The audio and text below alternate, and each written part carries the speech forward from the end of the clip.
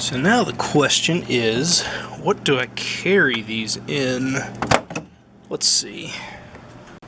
They look like boob implants. They do. Especially where this to keep it in the video. Yeah, that sure rules. Yeah. Some are bigger than others. Whoa, okay. Could have destroyed my computer. I don't know. I don't think 6 is going to fit in there. I think it's going to have to be 4. Put together just like a little piece. Balloons already. Ooh, look at that. That's cool. With it like money, man. Yeah. Hey, so like, remember that time I was gonna do that video that I just started shooting? Yep. You'll never guess what it's doing. It's raining. So, I guess we'll do that another day.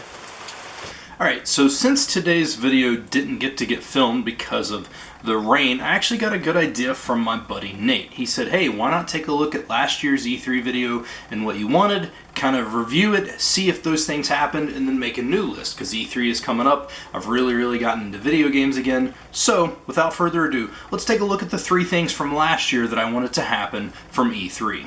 Number 1.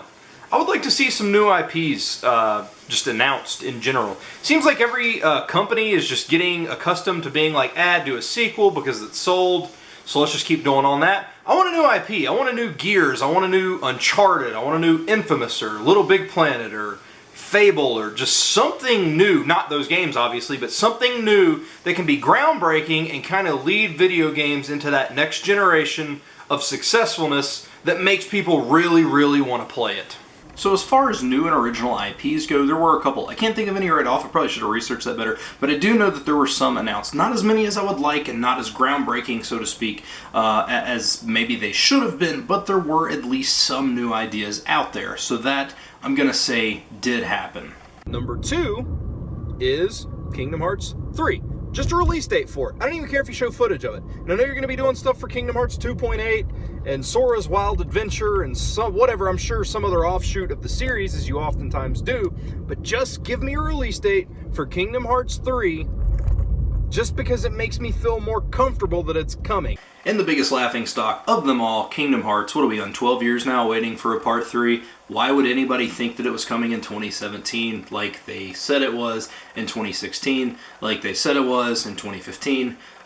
You get the point that I'm making here. So I don't know what the problem is. Actually, just recently, Sony, I think, announced that Kingdom Hearts 3 wouldn't be at least at the earliest until next year. Final Fantasy VII Remake? Who in God's name even knows? That may happen before I'm dead. We're not sure yet.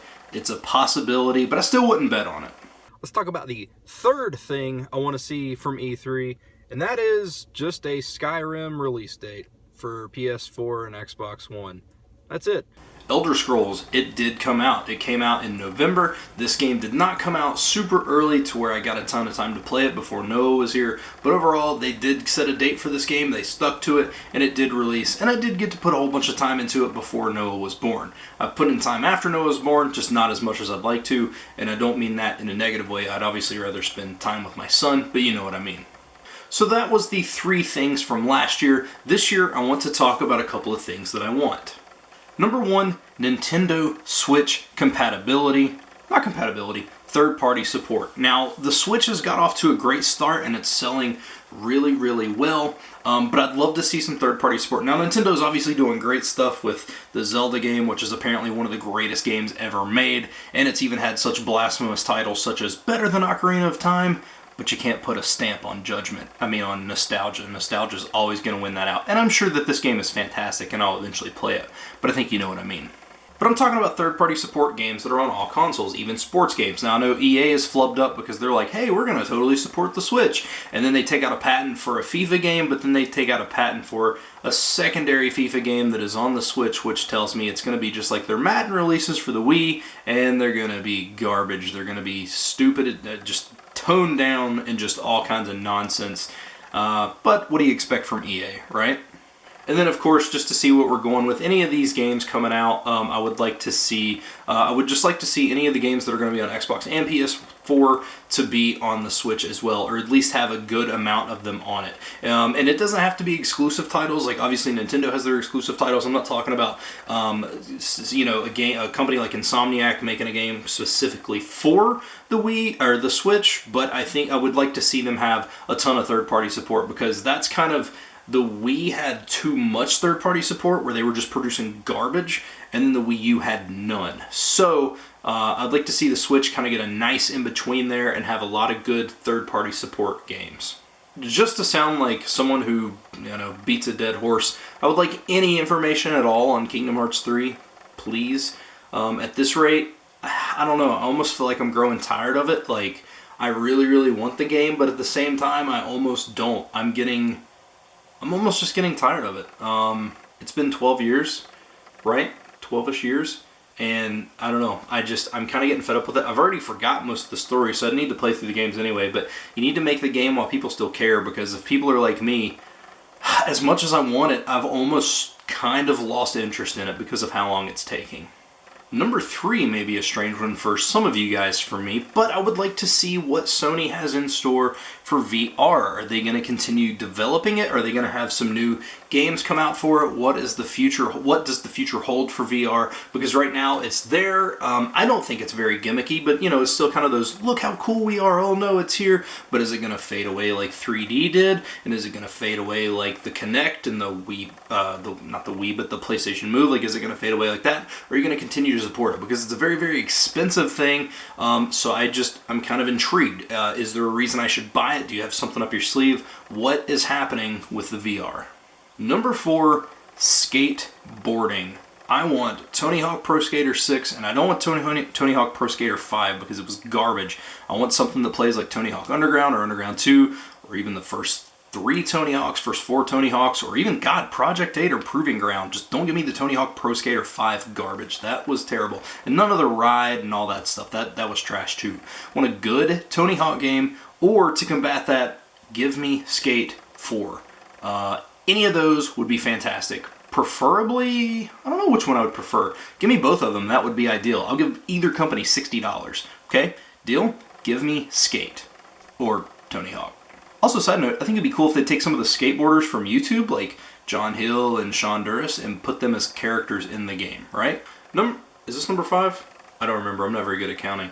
We're going to say 5. I want to see more RPGs. And I'm not talking JRPGs like your Disgaea, although that is one of my favorite series. I'm talking about anything that's not a shooter. Like, I feel like RPGs have kind of lost their luster. Not a lot of people are playing them. And I know you got your Final Fantasy. And then you have, like, your Atelier games and your Disgaea games. But, like, where are the RPGs, man? I feel like there's so little. And I'm not talking Western RPGs like your Skyrims and stuff, although I love that stuff. Like, I want traditional, like, almost turn-based, or even if it's real-time, but, like, just a good, solid RPG. Now, a lot of games have stepped up, such as Injustice 2, where it has a very RPG feel to, where you level your characters up. But, like, seriously, where's the RPGs at? Now, obviously, the other things I would like to see are, like, gameplay footage. Like, what do you have on Red Dead? Is Grand Theft Auto 6 have any playable things yet that you can see? Elder Scrolls, anything like that? What are you working on?